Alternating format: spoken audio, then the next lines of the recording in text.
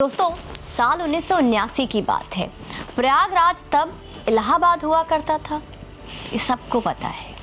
यहाँ चाकिया नाम का मोहल्ला था, ये बहुत कम लोगों को पता होगा। यहीं पे फिरोज अहमद रहा करते थे, जो तांगा चलाकर परिवार का गुजर बसर करते थे।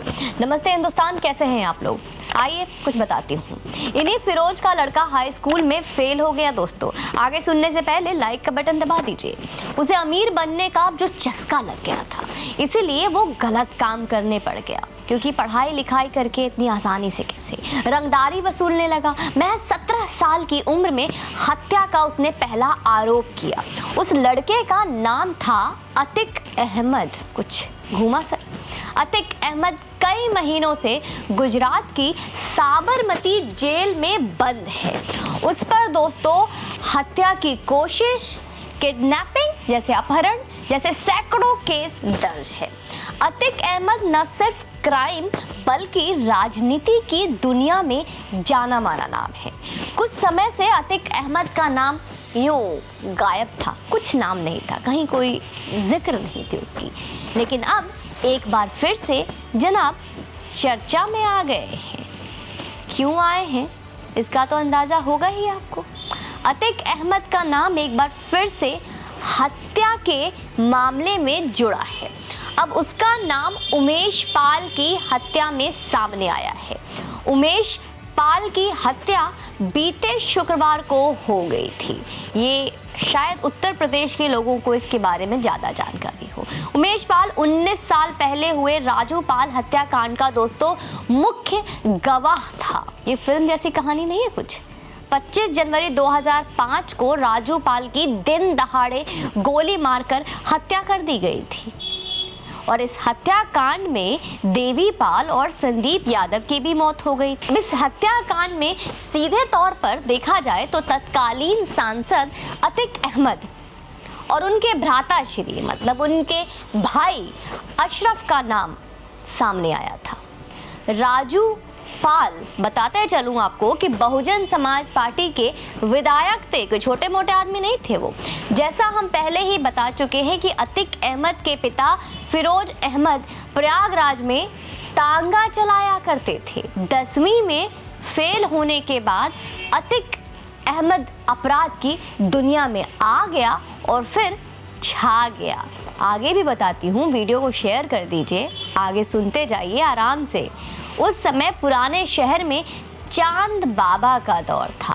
पुलिस और नेता दोनों चांद बाबा के खौफ को खत्म करना चाहते थे, लिहाजा अतिक अहमद को पुलिस और नेताओं का साथ मिला, सपोर्ट मिला।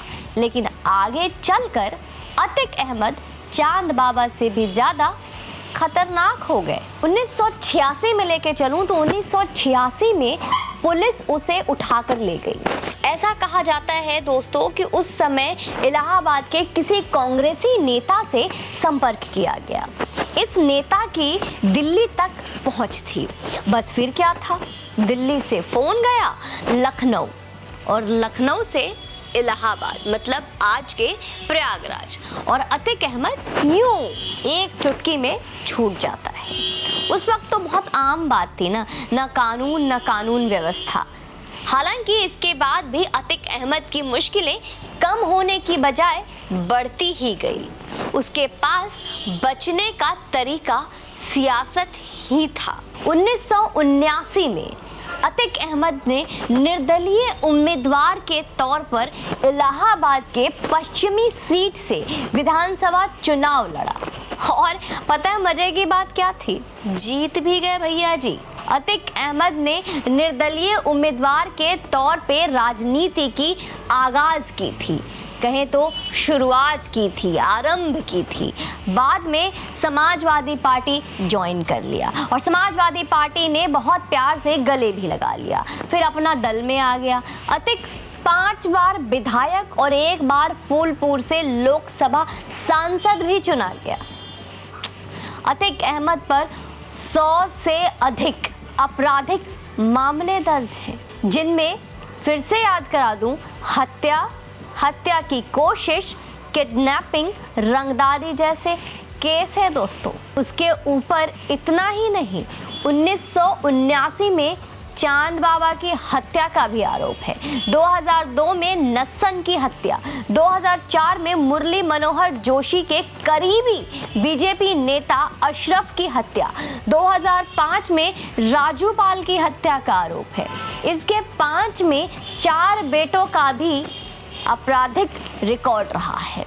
2 बेटे मोहम्मद उमर और मोहम्मद अली जेल में आज भी बंद है, जबकि 2 बेटे जिसका नाम है दोस्तों मोहम्मद एहजम और मोहम्मद आबान, वो भी पुलिस हिरासत में है और ये हमारे नेता हैं। मोहम्मद उमर पर रंगदारी का आरोप है, उस पर 2 लाख रुपए का इनाम है। पिछले साल अगस्त में उसने सीबीआई के सामने सरेंडर कर दिया था और ये हमारे समाजवादी पार्टी के नेता थे। दोस्तों आपको ये भी बताते चलूं कि वही मोहम्मद अली पर हत्या की कोशिश का मामला दर्ज है। हाल ही उसे प्रयागराज हाई कोर्ट से जमानत मिली है। हालांकि अली के खिलाफ एक और क्रिमिनल केस है। कहेंगे आज मैं किसकी कुंडली खोल बैठी हूँ, अरे कुंडली ही समझ लीजिए इसको।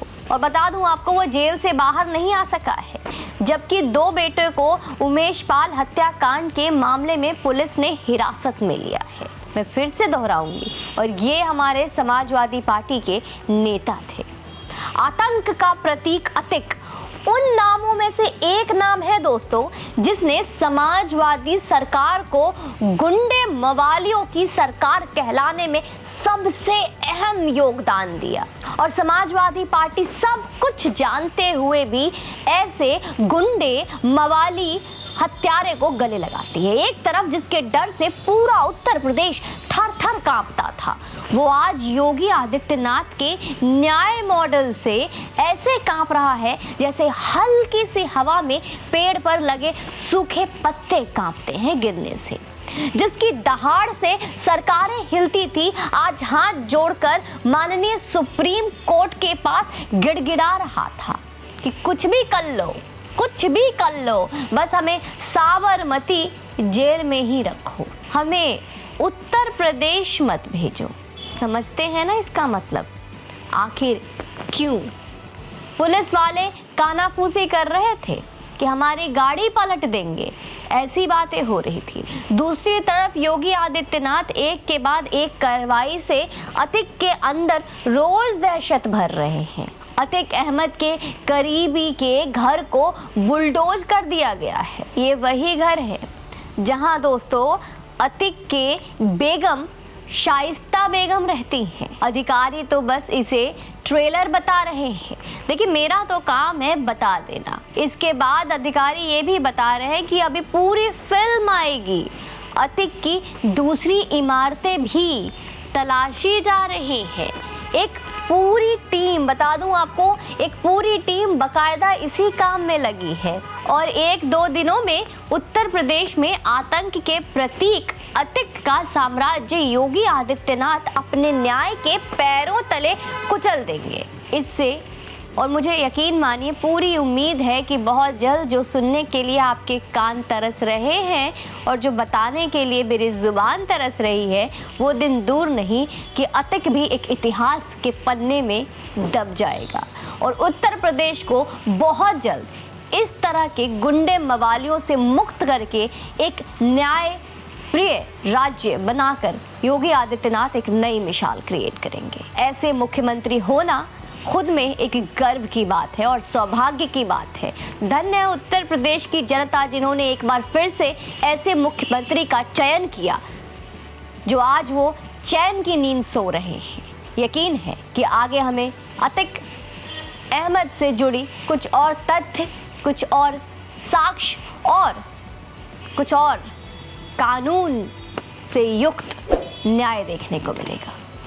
जय हिंद, वंदे मातरम। आप चैनल पे यूं ही बने रहें और अपना प्यार बरसाते रहें।